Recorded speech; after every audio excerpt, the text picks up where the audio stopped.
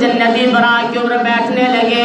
ابھی بیٹھے نہیں تھے, ارادہ کیا اس جنتی براق کے اوپر بیٹھو, لیکن محبوب صلی اللہ علیہ وسلم غمزدہ ہو گئے, آنکھوں میں آنسو آنا شروع ہو گئے, رو پڑے اور قطروں کی لکیریں نکل رہی تھی.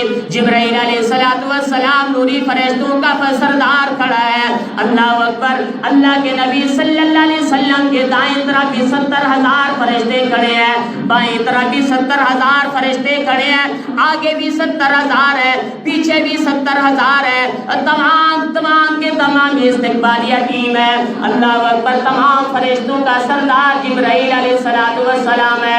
عرض کیا یا رسول اللہ صلی اللہ علیہ وسلم, آج تو خوشی کا موقع ہے, آج آپ آسمانوں کی سیر کرنے کو جا رہے ہیں, آپ کے نیچے جنتی براق ہے, اللہ کی ملاقات کو جا رہے ہیں. آج تو خوش ہونا چاہیے, خوشی کا موقع ہے. آج تو آپ کے نیچے والی سواری وہ بھی خوش ہو رہی ہے, لیکن آپ کی آنکھوں میں آنسو کیسے؟ اللہ کے نبی صلی اللہ علیہ وسلم نے فرمایا جبرائیل میں تو سوار ہو گیا, میں سواری پہ سوار ہو گیا, لیکن میری گناہگار امت کا کیا بنے گا جو کل قیامت والے دن پل صراط سے گزر کے جنت کی طرف جائے گی.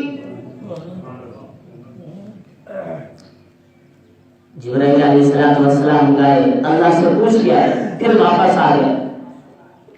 اللہ نے فرمایا محبوب صلی اللہ علیہ وسلم, امت کے لیے آپ غمزدہ نہ ہو, میں آپ کی ہر امت کے لیے, ہر آدمی کے لیے ایک جنتی براق دوں گا جو پل صراط سے گزر کر جنت میں جائے گا.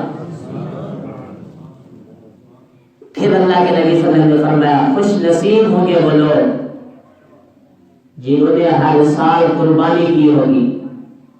فرمایا یہی قربانی والا جانور کل قیامت والے دن اللہ جنتی براق بنا کے ان کے نیچے کھڑا کر دے گا اور اس کے اوپر سوار ہو کے پل صراط سے گزر کے جنت میں جائیں گے.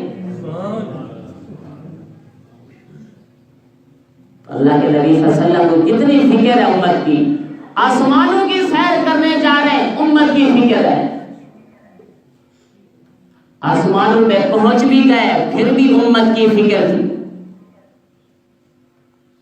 لیکن امت کو فکر نہیں ہے. محبوب صلی اللہ علیہ وسلم کی کسی سنت کی فکر نہیں.